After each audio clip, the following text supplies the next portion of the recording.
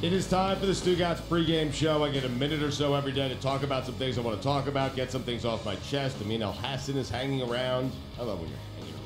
I try. What's going on with the fruit? Just a little kind of me up in the morning. A little melon, a little pineapple. Something cold. Is that cantaloupe? What is that? I think it's I actually don't know melon. Because I think melon is green, cantaloupe is orange. I thought they're all melons. Right. One is a honeydew, one is a cantaloupe. I don't know which is which. I just eat it. Right. You feeling a little bit better today? I'm feeling better, but I feel bad because my bracket is busted. All right, what happened? Well, I think a lot of people got their brackets busted last night. A lot of people took Tennessee. That was a very popular pick. I have Tennessee in the championship games for God's sake. Here's the thing. They're down big to Purdue. They make this huge comeback in the second half, and I'm like, this is fate. Right. This is destiny. Right. This is how they pull it out. Well, listen, you got what you loved out of the tournament last night because we all discovered Ryan Klein together, right, of Purdue. But that's not the way the game should end. That was not a foul. You don't call that did not affect the shot. Tennessee should have won the game. I hate it. Live from ESPN Studios in South Beach. It's the Dan Batard Show with the Stugotz.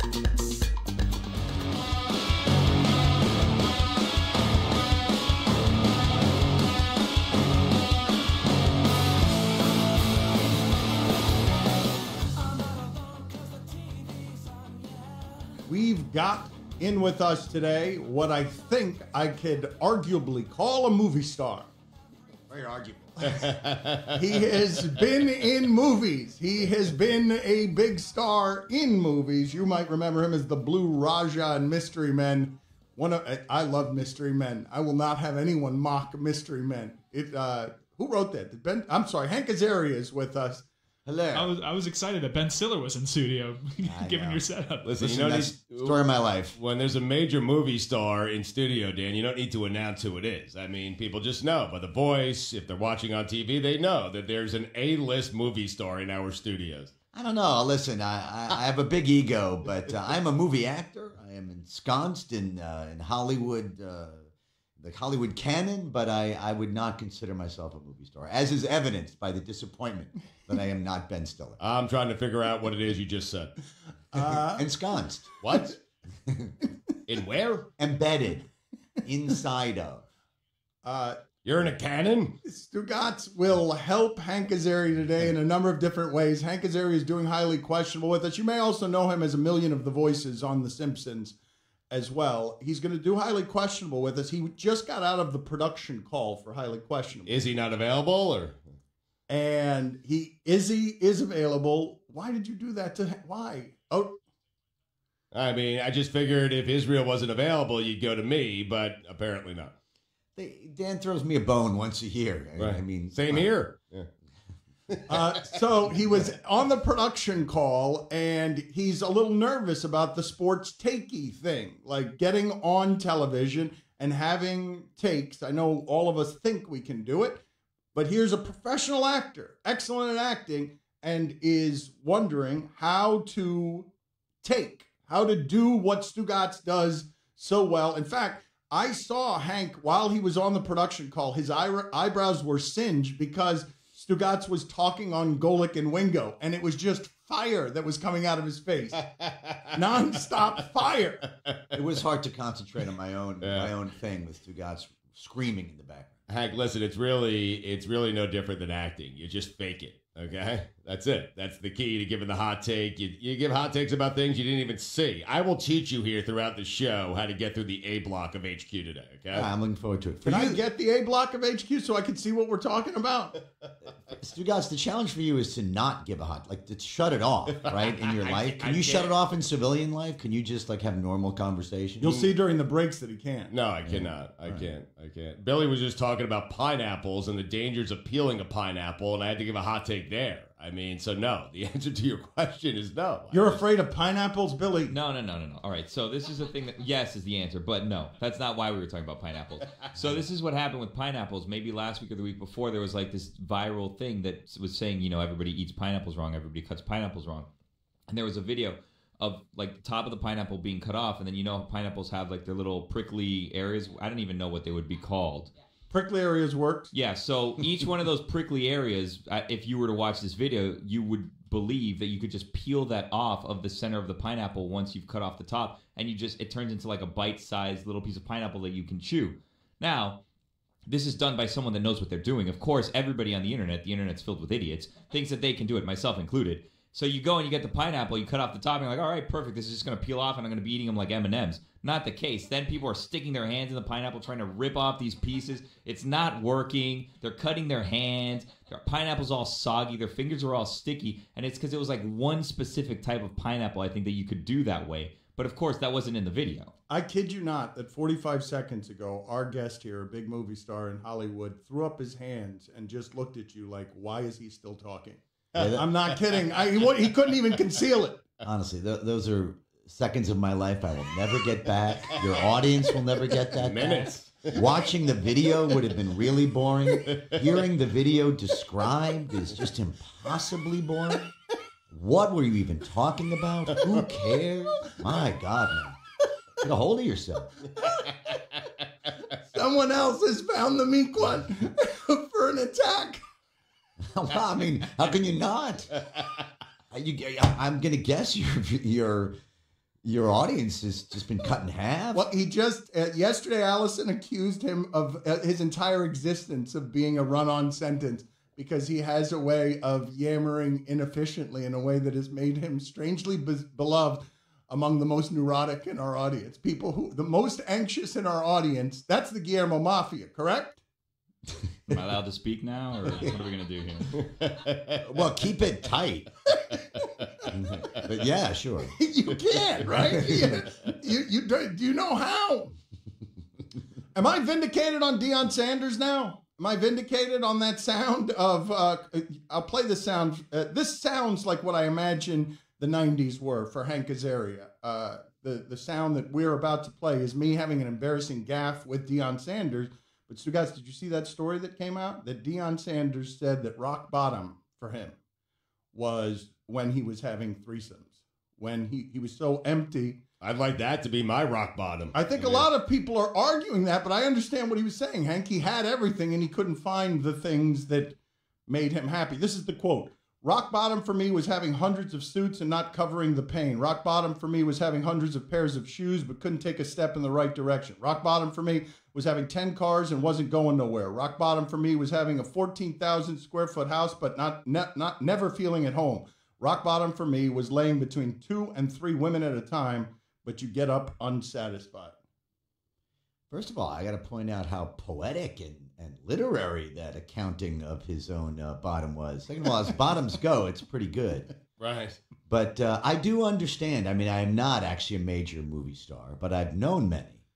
And we were talking about this a little bit last night, Dan, that, I've seen a lot of people, including myself, think that success and money are going to bring you happiness, and it really freaks you out when they don't. You're sitting across from somebody who thinks that. Mm-hmm. Well, it has brought me happiness, yes. It has? So you're the one success story of success and money? Well, he wants more. Yeah. He wants more. I mean, I always want more, yes. There's never enough.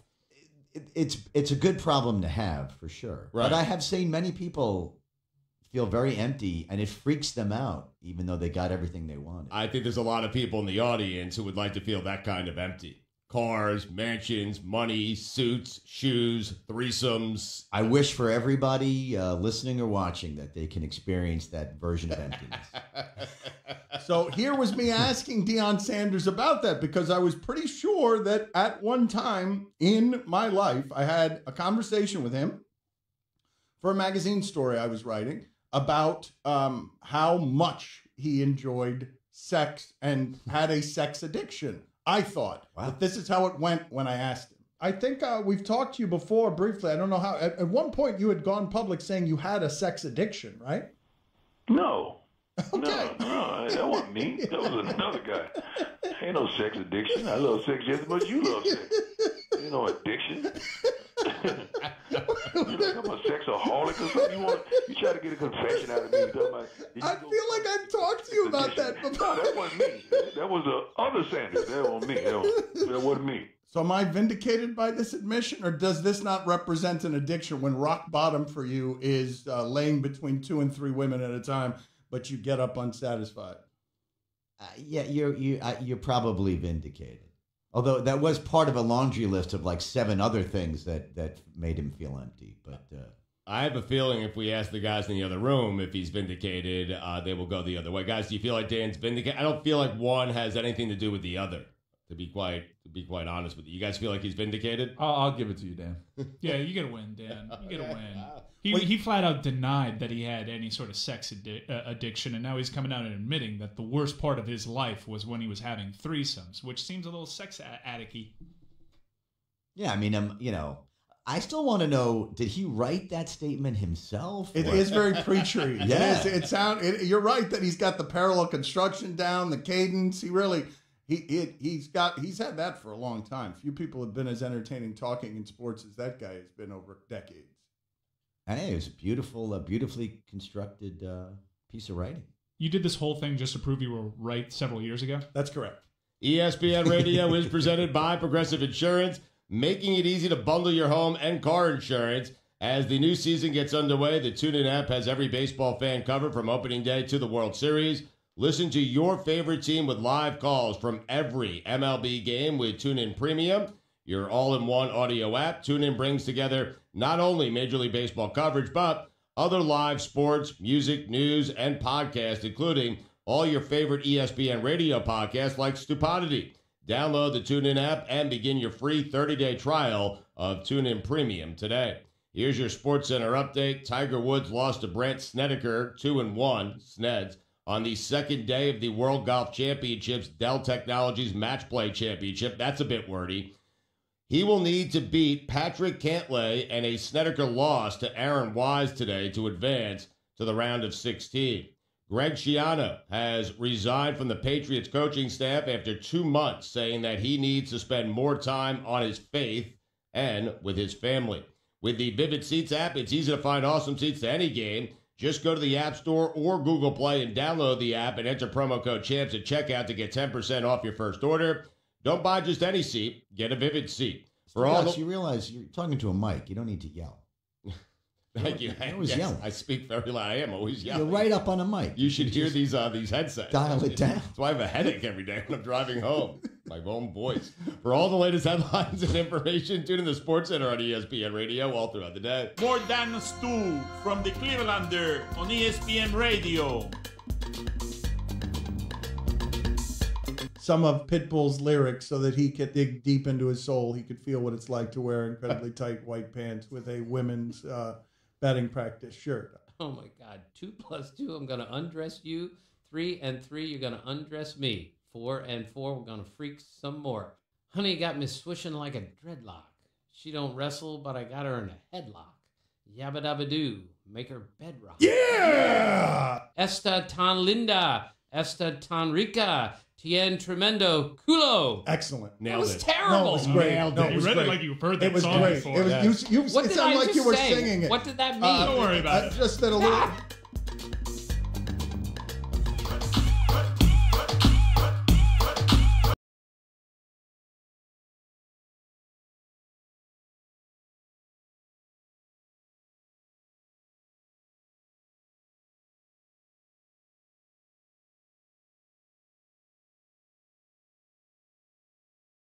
But first, a happy 41st birthday to New York Jets coach Adam Gase of the franchise. Happy birthday to him.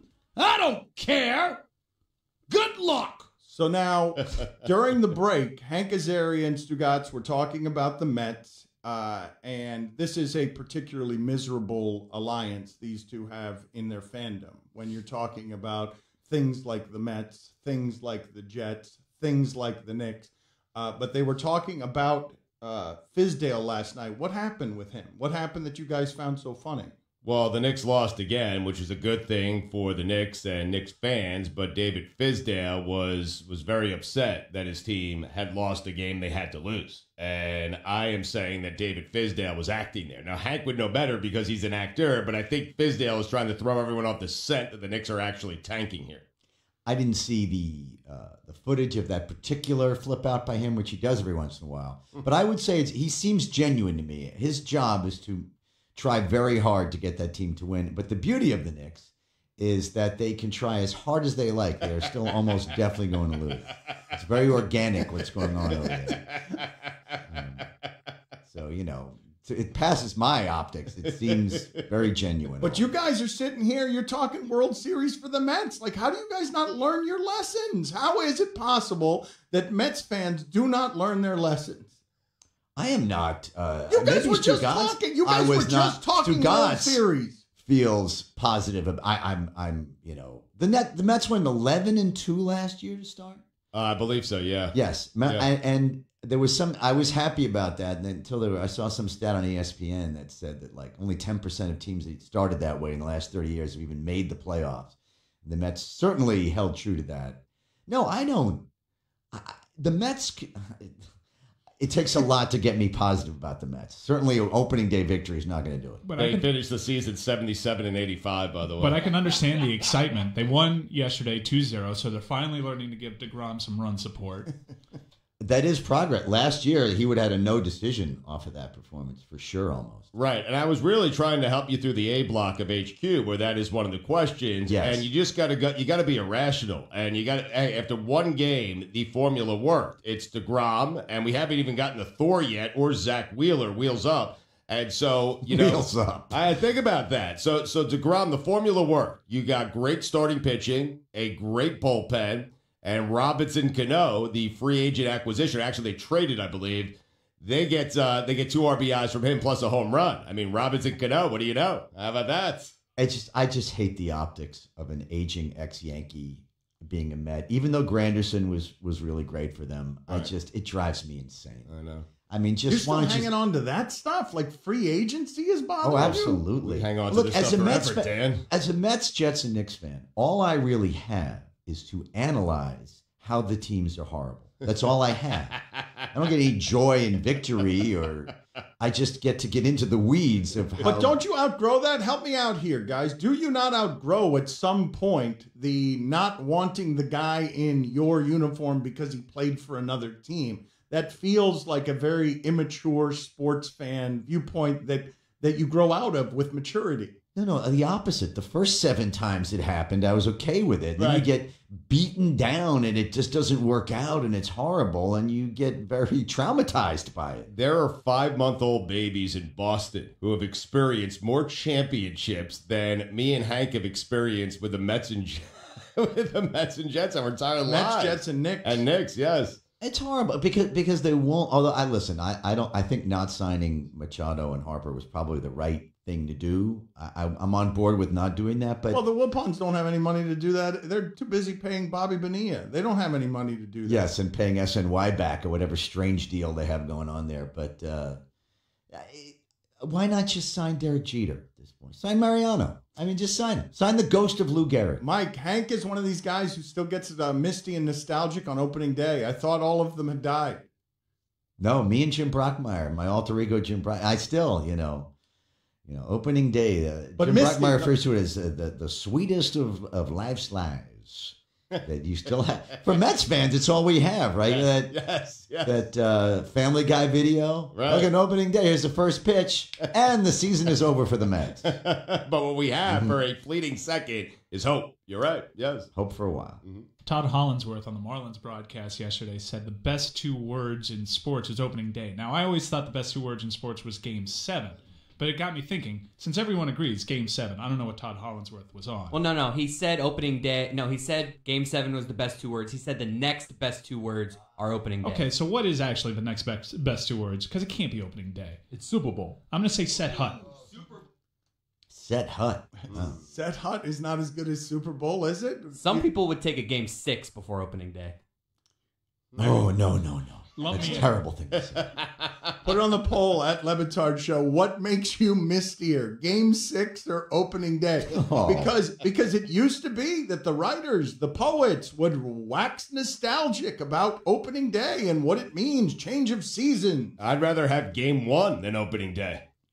Really, you guys genuinely don't care about opening? Am I the only old white man that cares about opening day? Is that it? No, all the old white men care. I'm the only one in here. That's baseball's problem. This old black man actually cares about opening day. You do? Yeah. Well, you're a young black man. Oh, well, if you say so. So good, yay! I'm glad to hear that. It's spring. It's the rite of passage. It should be a national holiday. It's lovely. You know, nobody cares. My favorite 2 words in sports is let's get ready to rumble. Okay. Cha-ching! Time for some ads. What happened? How do you argue with that, Hank? You can't. How do you argue? You lose is what you do. You lose. You lose. Do not count the words. The way was he off says by them, 3 it's words. two What do you words. Count the words. Don't count the words. This weekend is going to be wonderful. Why? Because I'm going to be sleeping the entire time on my Casper mattress. Stugotz is here to tell you about it. You're going to want to wait around for the sports flag. Warmer weather is finally here, and that means it's time for spring cleaning. You could spruce up the house and yard, but for a real fresh start, get a Casper mattress. The Casper mattress combines 4 layers of pressure-relieving foams for all-night comfort, plus the breathable foams are designed to keep you cool all night long. You'll love sleeping on a Casper mattress. Go to Casper.com, use code STU for $100 towards the purchase of select mattresses. That's Casper.com, code STU. Additional fees may apply for Alaska and Hawaii. Terms and conditions apply. Oye, this is the Dan Le Batard.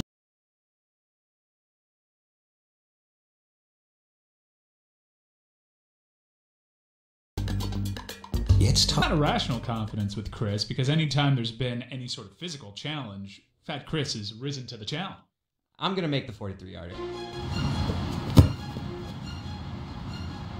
Oh, dude, I think you could do this. Yeah. I took off my glasses so I don't break my glasses. You can go. Oh! Oh! Oh! Ah! Heads up. I'm done. Sorry. Chris Cody has gone 0 for 23 today. And it's been a disaster for him, but at least he tried. I would think all these people would say, hey, he didn't make it, but he was a better athlete than I thought he was.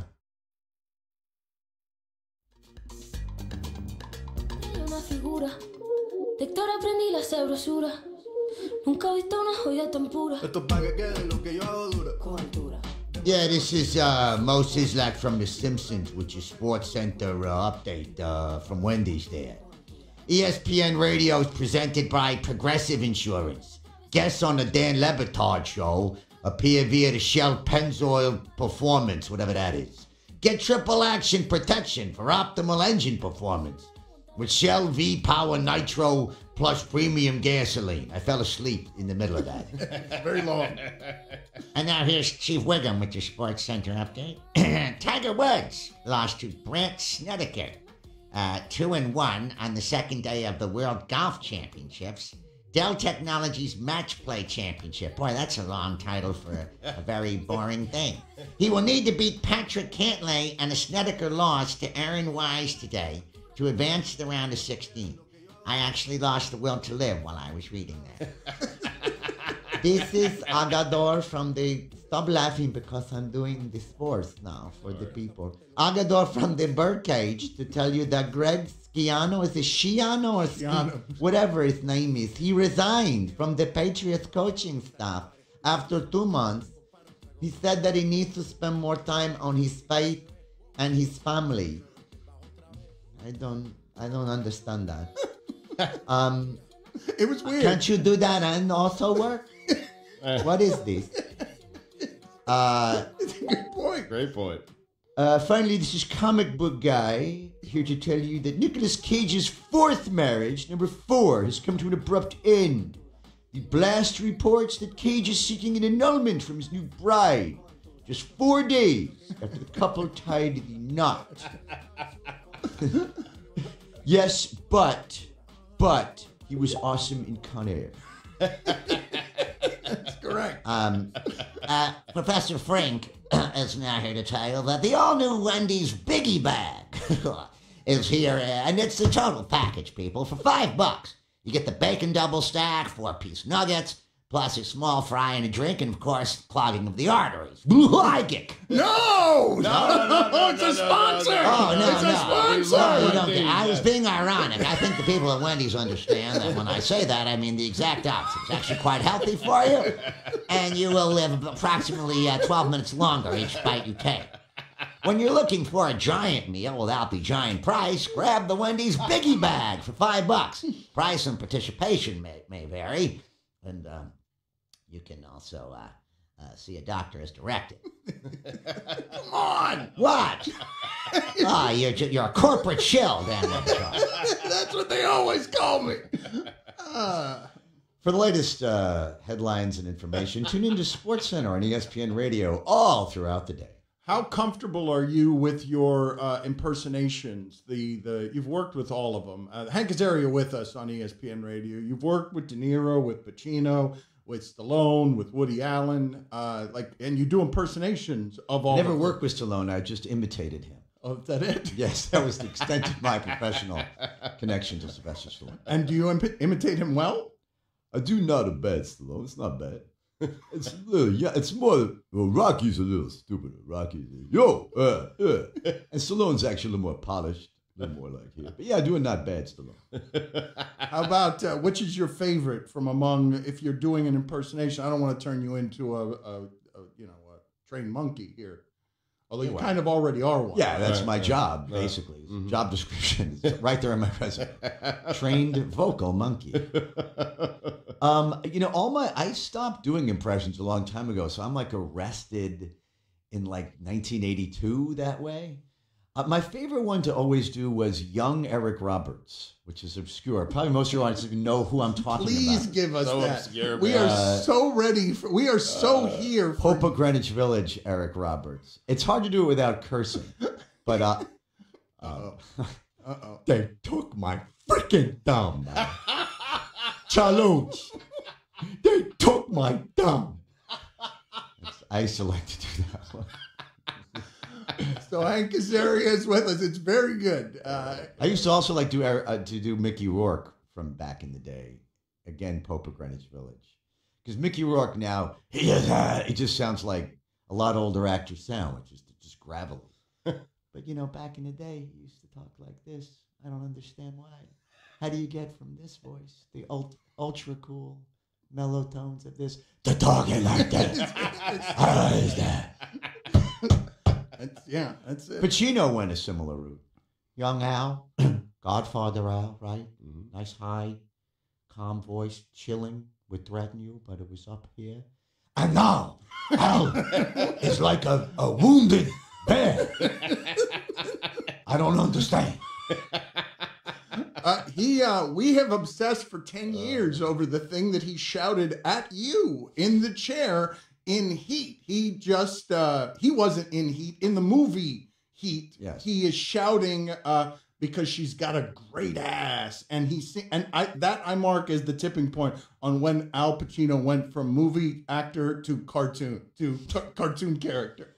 Yeah, he yelled, because she got a great at me, which terrified me. And if you watch that again in Heat, you'll see it's over my shoulder. I'm not on camera, but you see I just go, Jesus, when he does that. And I'm not acting at all. I'm genuinely terrified by Al Pacino. That was Hank Azaria asking Al Pacino not to hurt him. It wasn't in character at all. And then he actually ad-libbed up and goes, I'm sorry. Something happens to me when I think about a woman's ass. And all that's in the movie. And you know what happened there? Michael Mann, who directed that, he does like 100 takes of everything. And I think Al just had lost his mind at that point. It was like the 98th time he had to say it. And he just started freaking out and yelling. And how about you? You just kept slinking in the chair 100 times? You just had to take that? A version of that? I was a young actor, as it was one of my first things. I actually was shooting Heat and The Birdcage at the same time. And wow. Those were the days, huh? Yeah, those were my glory days, frankly. And, Al was improvising a lot, and I didn't know if I could improvise back. I was too scared, and I asked Michael Mann, should I improvise? When Al's improvising, and Michael Mann thought about it and went, nah, just say what's true, man. Okay. So the only improvised line of mine was, Jesus, when Al screamed at me, and it made it into the movie. Which was real, though. Absolutely real. As real as... This is the Batard Show with the Stugotz.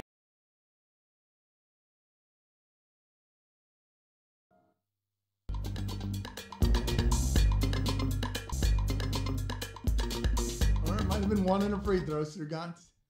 No, it was 2 buckets. It was 0 for 1 from the charity stripe. The charity stripe. The charity stripe. I mean, are you Red Auerbach or John Wood? The charity stripe. There is nobody in America right now using that phrase except for a hack broadcaster. And Bob Ryan.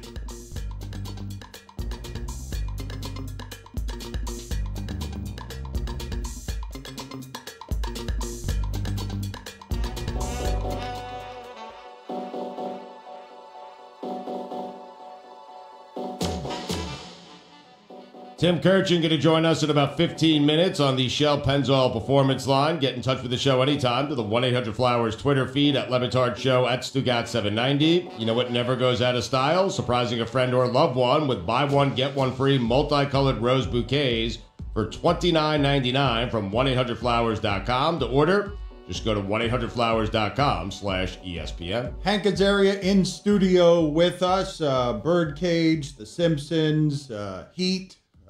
Ray Donovan, Brockmire. The resume is impressive. I think you could have been on Friends. You were close to being on Friends. You auditioned for Friends. No, I was on Friends. I auditioned to be Joey twice. It's the only time I ever asked to go back into an audition after they already had rejected me once, which takes a lot of balls to beg that kind of rejection. But we all knew the show was going to be so good that I was like, I gotta try again. And they promptly threw me out the second time, very politely. And then they gave me the role of Phoebe's scientist boyfriend. Did you met the monkey? Yeah, we were saying before that I don't mind being a trained monkey, doing my voices on the air, which reminded me of if you remember the first season of Friends, Schwimmer, who played Ross, had this monkey, Marcel, who he hated the monkey, by the way. Absolutely hated it in real life because the monkey would ruin all his jokes. He would say a punchline well, but the monkey would be hitting his face while he said it, so they had to do it again. The monkey was trained only up to a point. Right. So in order to get the monkey to go where they needed him to go, his trainer was also, and this also drove Schwimmer crazy and everybody else, the monkey was named Monkey. That was the monkey's name. And the trainer, to get him to go places, would put like little berries or nuts place and go, get it, monk, get it. Get it, monk, get it, monk, get it. In the middle of the scene you're trying to act. So that would bother Schwimmer too. And so the monkey would go where the thing was and he would eat it, So now I'm sitting near the monkey and I'm like going to catch the monkey's like right behind me. And I see the monkey sort of doing that thing that cats do before a hairball comes up, like thing. And the monkey, and I'm trying to get we're in the middle of shooting, I'm trying to get people's attention, like, I think the monkey's about to have a moment here, everybody. And the monkey, sure enough, pukes all over the back of the couch, just like throws up all his little treats. And I look down, and the monkey throw up is moving. It's moving, okay? There's life to it. There weren't nuts and berries. He was eating live maggots. Oh, no. That he was swallowing whole. And he just threw them all up. It was like Alien. You thought it was nuts and berries because... Well, I mean, from a distance, there's a little thing. Why would it be maggots? Exactly. Why would I think it was live maggots that the monkey was swallowing whole? Schwimmer hated the monkey. In real life, are you breaking news here on ESPN Radio that Schwimmer hated the monkey? He hated that monkey. Yeah. And I came to hate him too. Now, armed with hindsight, did they get the casting of Joey right, or could you have done a better job? To be honest, no, they absolutely did. Matt LeBlanc, in my opinion, often in the early days of shows, characters are finding themselves, they're figuring out how to write for people, this and that. So, first few episodes, I was like, I could have done better than that. And then, in my opinion, not long into it, he became arguably the best one. He was hilarious. So yes, they got it right. Plus, he's handsomer than I am. And that's the role. Like that is, you had never auditioned twice for anything. You wanted that never that before badly. or since. Yeah, because you thought the show would. You everyone felt the show was going to be that. Had no doubt that. I mean, you didn't know that it was going to turn into like the Beatlemania success that it turned into, but had no doubt it was going to be great. The same year that NBC came out with Friends, they came out with ER, and everybody knew that was going to be huge too. Right. It's amazing how much that show still resonates. I'm surprised it still holds up. Like I don't think it does hold up. No, my kids are obsessed with that show. And Netflix paid a lot of money for that show because kids are watching it. Put it on the poll, Guillermo, at Batard Show. Does Friends hold up? Because I don't think that Friends does hold up. What do you got for us, Amin? Stugotz, what are you talking about? What do you mean? All it is laugh tracks. There's nothing funny about that show. I it doesn't hold up at all. No, I watch it, and I'll watch episodes for the 4th and 5th time. I'm telling you, it's all my daughters watch, and I'm still laughing at the same stuff I was laughing at when it originally came out. It's funny, man. I enjoy it.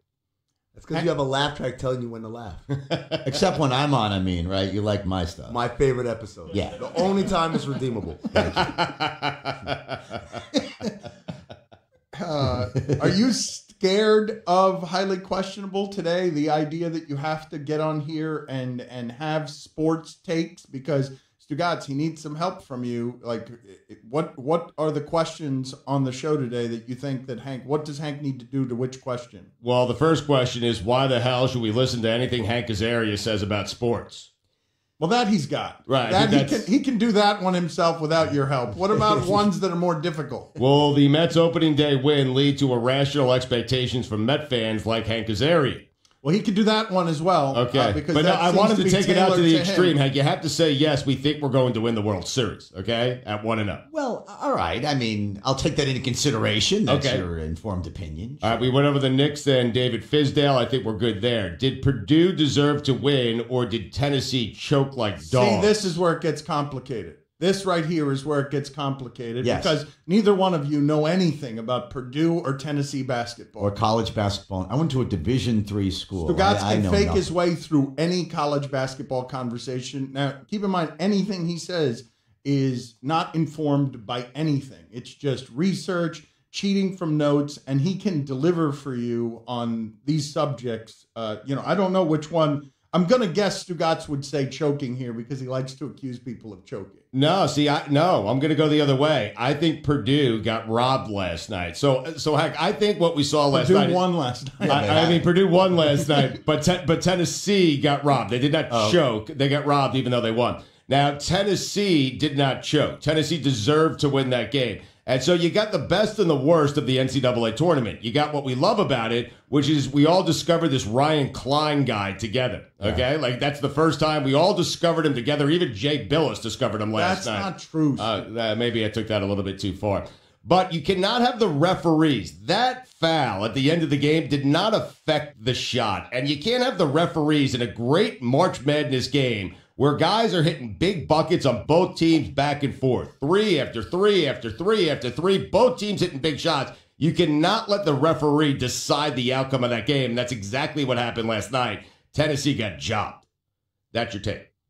All right. I mean, that's a better take than I have, considering all my take would be is I don't care. I don't really watch college basketball. I don't even fill out a bracket. So that was a lot more informed. Okay, so I think we've got a problem headed our way at 4:30 Eastern when Hank Azaria, no comments, the questions on a show called Highly Questionable because it's all about the answers to questions. Our friend and Hank Azaria's friend, Tim Kirkshin, will be joining us next. Estás escuchando el programa de Dan Le Batard en ESPN Radio.